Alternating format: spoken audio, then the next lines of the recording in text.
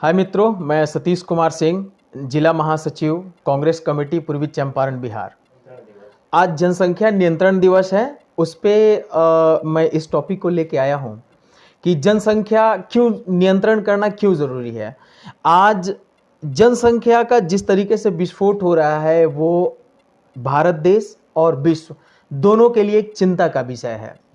इसकी शुरुआत अगर मैं थोड़ा सा हिस्ट्री की तरफ लेके जाऊं आप लोगों को, तो इसकी शुरुआत सबसे पहले श्रीमती इंदिरा गांधी ने किया था, जब एक सीमित दायरे में करके उसको एक प्रयोग के तरीके से लिया गया था। सरकार ने उसको एक प्रयोग के तहत लिया था कि जो सरकारी कर्मचारी हैं उन पे इसको लागू किया गया था और उसमें कुछ कंडीशंस थे।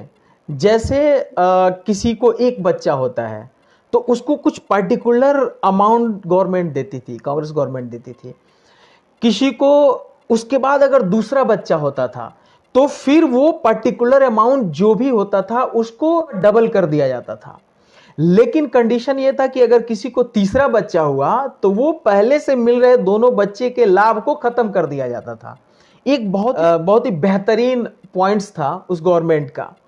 दूसरी जो सबसे बड़ी चीज थी जनसंख्या नियंत्रण में, उस समय नसबंदी जन जागरूकता चला करके लोगों को कन्विंस कर करके लोगों को कॉन्फिडेंस में लेकर के नसबंदी का कार्यक्रम चलाया गया कि उस पे जनसंख्या कंट्रोल हो।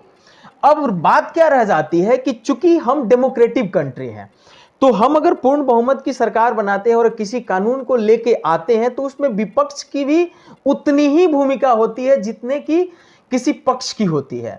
उस समय की निकम्मी विपक्ष जो थी, जो आज सत्ता में बैठी हुई है, इस नसबंदी कार्यक्रम का, जनसंख्या नियंत्रण कानून का पुरजोर विरोध की थी।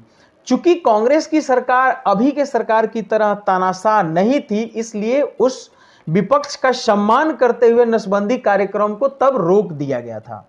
अब सवाल आ जाता है इनके नियति पे। चूंकि तब की विपक्ष पुरजोर विरोध की थी इस कानून का, जो जनसंख्या नियंत्रण के लिए हमारी कांग्रेस की सरकार लाई थी। वही प्रधानमंत्री लाल किले के प्राचीर से जनसंख्या नियंत्रण के लिए बोलते हैं। और हमारे एक पड़ोसी राज्य है उत्तर प्रदेश, जहां के मुख्यमंत्री माननीय योगी आदित्यनाथ जी हैं। जब उनकी सरकार 4.5 साल का कार्यकाल लगभग पूरा करने वाली है तो इनको ये टॉपिक याद आता है। तो इन 2-3 पॉइंट से ये साफ हो जाता है कि इनके नियति में कहीं ना कहीं खोट है। चूंकि मैं एक बड़ा ही एक रीजन आपको बताना चाहता हूं कि कोई भी विचार, इंसान का विचार कहां से डेवलप होता है, ओरिजिन कहां से होता है, या तो आपके माता पिता से या फिर आपके गुरु से। भारतीय संस्कार यही रहा है। तो आपके जो राजनीतिक गुरु थे उन्होंने नसबंदी कानून का विरोध किया था और आपके माता पिता, अगर मैं गलत नहीं हूं तो 8 बच्चों को जन्म दिए हैं। और मैं बड़े ही अदब के साथ कहना चाहूंगा कि प्रधानमंत्री जी, आपकी पूजनीय माता जी, चूंकि अगर इतने रिस्पेक्ट के साथ नहीं बोलेंगे तो आप तो 5-7 रैली ऐसे ही मार देंगे कि कांग्रेस वाले हमारे माता पिता को गाली देते हैं। तो मैं गाली नहीं दे रहा हूं, बड़े रिस्पेक्ट के साथ, बड़े अदब के साथ, बड़ी विनम्रता के साथ मैं आपकी माता जी और पिताजी को रिस्पेक्ट देते हुए कह रहा हूं कि आप 8 भाई बहन हैं। तो चलिए, अब ये फर्क समझ में आ गया कि आपके नीति और नियति में कितना फर्क है। अभी आपको क्यों याद आया? चूंकि भारत के सबसे बड़े राज्य में इलेक्शन आने वाला है, तो इलेक्शन में आपको फायदा हो, हिंदू मुस्लिम करने में तो आपको मजा आता है। तो हिंदू मुस्लिमों में फर्क पैदा करके, हिंदू मुस्लिमों में गैप पैदा करके आप सत्ता हथियाना चाहते हैं। आप कानून नहीं लाएंगे, आप कानून नहीं लाने वाले हैं, ना ही ये कानून आने वाला है। हम क्लियर, एकदम बिल्कुल ही क्लियर है हम कांग्रेसी कि जनसंख्या नियंत्रण कानून नहीं आने वाला है। अगर बाय द वे ये कानून आ भी जाता है तो ये प्रासंगिक नहीं होगा, प्रायोगिक नहीं होगा। कैसे? आपने असम में कानून लाया है और किसी खास हिंदू जाति को इसे ऊपर रखा है, तो आपकी नियति तो वहीं पे पता लग जाती है। बेसिकली आपको सिर्फ यही प्रूफ करना है कि हिंदू मुस्लिम में जितनी खाइयां बढ़ जाए, आप मुस्लिम परिवार को इलेक्शन लड़ने से, इस डेमोक्रेटिक कंट्री में सत्ता में भागीदारी से रोकने की नीयत से आप इस कानून को बना रहे हैं। नहीं तो चूंकि ये न आपके गुरु में संस्कार है, न आपके माता पिता में संस्कार है। हो सकता है कि मैंने 8 कहा, गिनती में गड़बड़ी हो जाती है, चूंकि मैंने काउंट किया नहीं है, 8 से कम ही हुआ, लेकिन 2 से ज्यादा जरूर है, इसकी मेरे पास गारंटी है। अब आते हैं कि हम कांग्रेसियों का संस्कार कैसा है, चूंकि बातें दोनों पक्ष की होनी चाहिए। मोतीलाल नेहरू, पंडित मोतीलाल नेहरू के एक बेटे पंडित जवाहरलाल नेहरू, पंडित जवाहरलाल नेहरू की एक बेटी श्रीमती इंदिरा गांधी, श्रीमती इंदिरा गांधी के 2 बेटे, और पंडित राजीव गांधी के भी 2 बच्चे, और वर्तमान में जो कांग्रेस के पूर्व अध्यक्ष हैं, हमारे नेता, सर्वमान्य नेता पंडित राहुल गांधी भी इस रिवाज को चलाते हुए जनसंख्या नियंत्रण पे खुद भी भरोसा रखेंगे, खुद भी करेंगे। और चूंकि ये कानून कांग्रेस की लाई हुई है, कांग्रेस इस चीज को समझती है, तो ये कानून कांग्रेस ही लाएगी जो सबके लिए बराबर का होगा।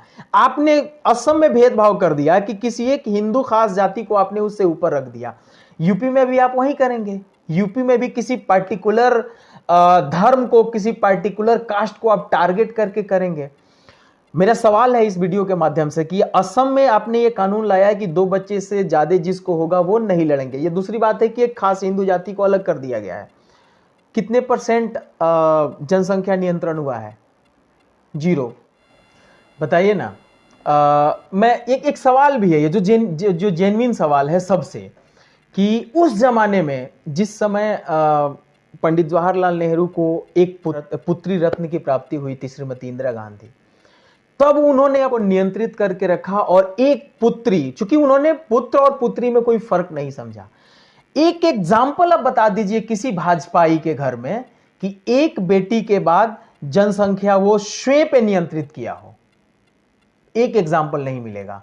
आप हमारे आरएसएस जो इस भाजपा को चला रही है, जो इस सरकार को चला रही है, इनफैक्ट मोहन भागवत जी कितने भाई बहन हैं आप देख लीजिए। हमारे आदरणीय प्रधानमंत्री मोदी जी कितने भाई बहन हैं, अमित शाह जी कितने भाई बहन हैं।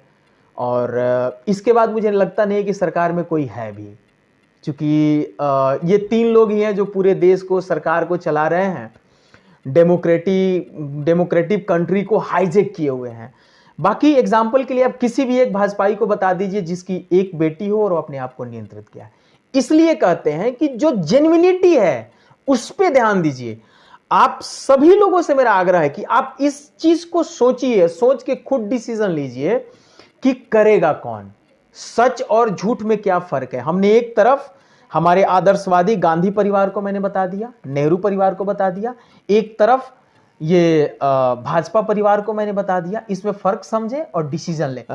भाजपा और आरएसएस जो इस समय पूरे देश को चला रही है, ये 2 ही काम कर सकते हैं और 2 ही काम के लिए बने ही हुए हैं। अगर पहली चीज तो यह है कि इनकी शादी नहीं होती है, क्योंकि कौन अपनी बेटी ब्याहेगा इनसे। अगर किसी की हुई भी है तो वो अपनी पत्नी को छोड़ देता है, भले ही वो पत्नी अपने किस्मत से वो जैसे अपना जीवन यापन करे, तो अपने पत्नी को वो छोड़ देगा।